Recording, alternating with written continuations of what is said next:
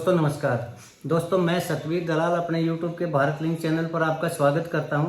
दोस्तों आज हम जिस शख्सियत से रूबरू हो रहे हैं वो गुड़गांव के एक बहुत ही जानी मानी शख्सियत है और बहुत ही समाज सेवी इंसान है और एक सम्मानित व्यक्तित्व के धनी है। यह है श्री सुभाष सिंगला जी।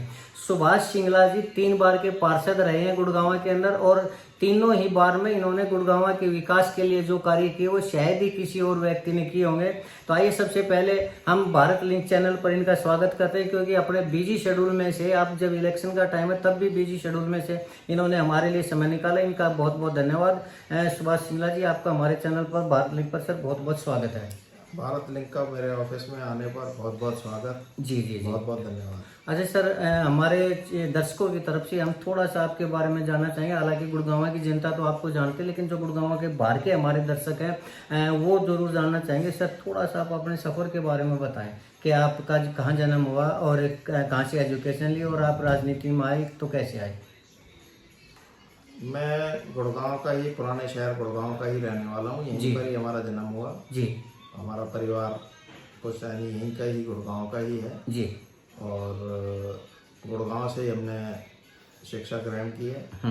और इसके बाद 1978 में सुमन वस्त्रालय के नाम से हमने शोरूम खोला था कपड़े का जी, जिसके नाम से ही हम मशहूर हुए जी। और परमात्मा की दया से वो इतना चला कि जो लोग आग हमें सुमन वस्त्रालय के नाम से ही पहचानने लगे जी जी। और जो गुड़गांव उस जमाने का था 2004 में, उसमें आग लगने के कारण ख़त्म हो गया था। तो उसके बाद उस टाइम समय तक जितना भी गुड़गांव था वो हमारे को बहुत अच्छे से परिचित है जी जी। और 1995 में दिसंबर 94 में गुड़गांव के नगर परिषद के इलेक्शन हुए थे। तो जब इलेक्शन लड़ा था जिसके अंदर हमने भारी मतों से विजय प्राप्त जी। आप सर बीजेपी के एक नेता हैं, बीजेपी से जुड़े हैं, तो बीजेपी से कब जुड़े आप? मैं बीजेपी से 2014 में जुड़ा। और इससे पहले मैंने जो भी इलेक्शन दोनों लड़े, दोनों के दोनों इंडिपेंडेंट लड़े और दोनों इंडिपेंडेंट लड़कर ही जीते थे। सर आपने ऐसा क्या किया कि 3 बार लोगों ने आपको जिताया? गुड़गांव के लिए क्या किया आपने ऐसा?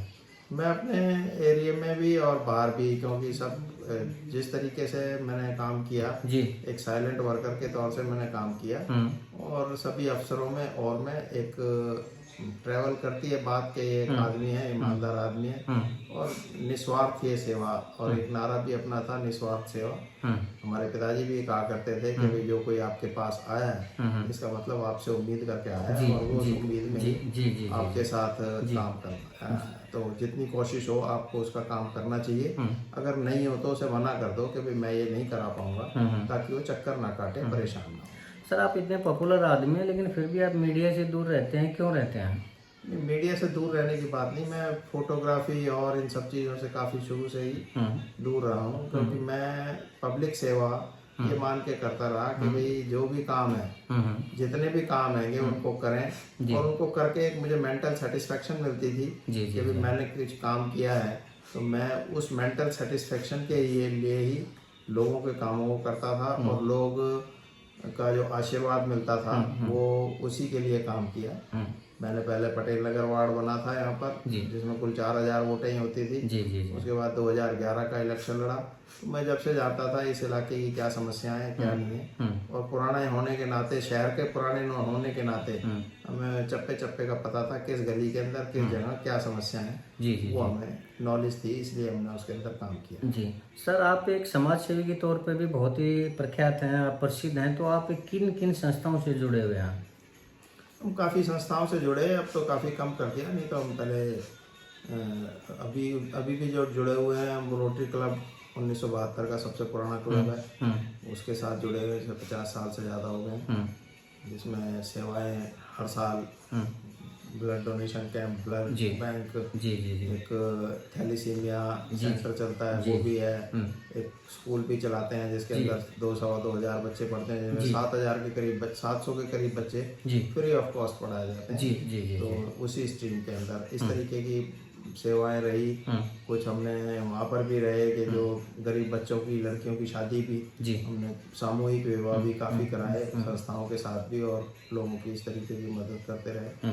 और कई संस्थाएं हैं जिनके अंदर हमने काफ़ी लोगों को सपोर्ट किया और एक मानसिक, मैं तो यही कहूँगा कि हमने अपनी मानसिक संतुष्टि के लिए यही सेवा करने के अंदर लगे हुए हैं। जी जी जी। तो और किसी का हम कोई किसी पे एहसान नहीं करते। सिंगला साहब, आपने जब भी चुनाव लड़ा तभी आप जीते हैं, तो अब अगला टारगेट क्या, अगला कौन सा चुनाव लड़ना चाहेंगे आप? अगला चुनाव अगर भारतीय जनता पार्टी और सरकार ने चाहा और टिकट दी तो जरूर मेयर का इलेक्शन लड़ेंगे, और काउंसलर का इलेक्शन लड़ने का विचार नहीं है, क्योंकि 3 टर्म हम कर चुके और बहुत इज्जत के साथ, बहुत नाम के साथ जो जो काम हमारे वार्डों के थे वो हमने किए। स्पेशली हमारे वार्ड में से पटेल नगर के अंदर से 8-9 हाई टेंशन वायर जाती थी, जिसमें कम से कम 7500 आदमियों की डेथ भी हो चुकी थी। हम देखते थे जी कि जी जी। वो सब 2000 पिछले टर्म में, इसी टर्म में हमने कुछ पिछले टर्म में हटा दी थी, कुछ इस टर्म में तकरीबन 10-12 करोड़ रुपए सरकार से खर्च करवा कर हमने वो सब हटवा दिए। टोटल सड़कें पक्की बन गई हैं, सीवर लाइन, पानी की लाइन सब हम अपना डलवा चुके हैं। अब रूटीन की समस्याएं केवल है, सीवर, पानी, सफाई, लाइट खराब हो गई है, ठीक करा दो, सीवर ठीक करा दो। इसके अलावा मुझे लगता नहीं है कि बहुत मोटे तौर से कोई समस्या है। और जो प्रगति है, जो वो एक तरीके से एक सर्कल है, जो पुरानी चीज़ें अगर कोई समाप्त होती हैं तो नई उम्मीदें और नई चीज़ें पैदा होती हैं। अब वो उस तरीके का है। जी जी। अच्छा सर, मैं बहुत से आदमियों से मिला हूँ, कई आदमियों ने मुझे भी कहा है कि मेयर का चुनाव मैं लड़ना चाह रहा हूँ, मुझे बीजेपी की तरफ से टिकट मिलने जा रही है। ऐसे में गुड़गांव की जनता ये कैसे उम्मीद करेगी वो टिकट आपको मिलेगी? मैं तो कभी भी नहीं कहता कि टिकट मुझे ही मिलेगी। जो लोग कह रहे हैं वो पता नहीं किस दम पर कह रहे हैं। वो उनका कॉन्फिडेंस लेवल अपना अच्छा होगा और होना भी चाहिए, इसमें कोई बात नहीं है। हर एक आदमी को ट्राई भी करनी चाहिए कि भाई मुझे टिकट मिल रही है, और इतने कॉन्फिडेंस से कहेगा जब भी उसको लगेगा। पर मैं ये कहता हूँ कि सरकार के साथ अगर अब टिकट मिला, कोशिश करेंगे, हम मांगेंगे। मैं ये नहीं कह रहा टिकट मेरी जेब में, और उनकी तरह जो फैक्ट है वही बोलता हूँ। मान लीजिए आपको टिकट मिलता है तो सबसे फर्स्ट प्रायोरिटी के ऊपर गुड़गांव की जनता के लिए कौन सा काम करेंगे आप? गुड़गांव की जनता के लिए सबसे बड़ी चीजें 4-5 चीजें ही होती है जिससे पब्लिक इफेक्ट होती है। सबसे पहले पानी, सीवर, सफाई और सड़कें और स्ट्रीट लाइट, ये 4-5 चीजें हैं जिनके अंदर का सुधार होना बहुत जरूरी है।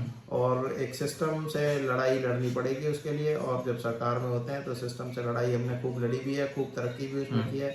लेकिन कुछ ठेकेदार या कुछ जो कॉन्ट्रैक्ट हुए हैं वो काफ़ी डिस्प्यूटेड हैं, जिनकी वजह से सफाई के अंदर प्रॉब्लम आ रही है। सर, गुड़गांव की जनता की एक डिमांड है बहुत बड़ी, और वो काफ़ी टाइम से पूरी नहीं हो रही, वो है सिविल हॉस्पिटल का निर्माण। तो कहाँ मामला अटका हुआ है, और क्या आप सिविल हॉस्पिटल का निर्माण करवाएंगे अगर आप मेयर बन जाते हैं तो? सबसे पहली प्रायोरिटी वो होगी, क्योंकि हमने तो जब से पैदा हुए जब से यही देखा है, सिविल हॉस्पिटल यहाँ पर एक ही होता था, और इसी के बगल में गवर्नमेंट हायर सेकेंडरी स्कूल जिसमें हम पढ़े हैं जी। और ये सारी चीज़ें होती थी। गुड़गांव की सबसे पहली निशानी भी है, और जब तोड़कर ये कहा गया था कि जल्दी बन रहा है, अब इसमें कोई समस्या आ रही थी कि स्कूल से ज़मीन लेनी है, जगह कम पड़ रही थी, तो वो स्कूल से ज़मीन लेकर इन्होंने अब काम कर लिया है। अब बाकी नक्शे वक्शे बन रहे हैं, क्योंकि इसी तरीके से जगह की एक्सपेंशन, फिर बार बार ये हुआ कि नहीं इसको मल्टी स्टोरी बना के ज़्यादा उसको बनाया जाए, तो 2-3 फेज के अंदर इसका प्लान बदला है, जिसकी वजह से लेट हो रहा है। मुझे अब उम्मीद है कि बहुत जल्दी इसका काम चालू हो जाएगा। गुड़गांव के अंदर एक और बहुत बड़ी समस्या है सर, वो है पानी की निकासी।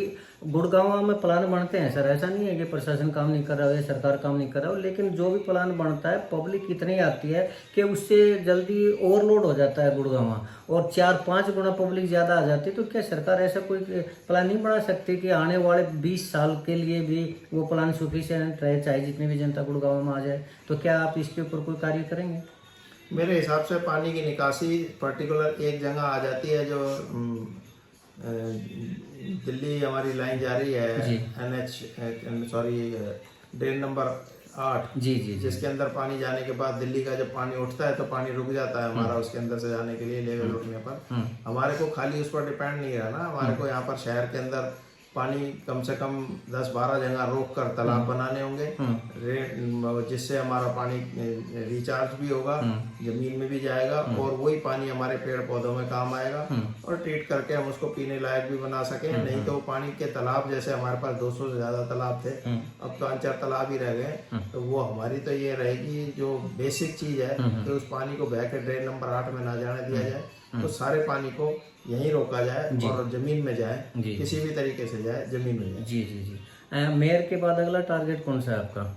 भाई इतना ही बहुत है, मेयर तक का टारगेट लड़ लेंगे क्योंकि अब उम्र भी जो है आपकी आगे होकर नई पीढ़ी भी आती रहे और काम करती रहे। महत्वाकांक्षा क्या है सर आपकी लाइफ की? महत्वाकांक्षा सिर्फ सेवा है और जो हमने की है मन लगा के की है जी। जिसके मेरे को मेंटल सेटिस्फेक्शन है और बड़ी जबरदस्त मेंटल सेटिस्फेक्शन। चलिए सर, आपने हमें टाइम दिया, बहुत बहुत धन्यवाद। एक आखिरी सवाल मैं आपसे पूछना चाहूँगा, आप गुड़गांव की जनता को यानी गुड़गांव के वोटरों को क्या संदेश देना चाहेंगे?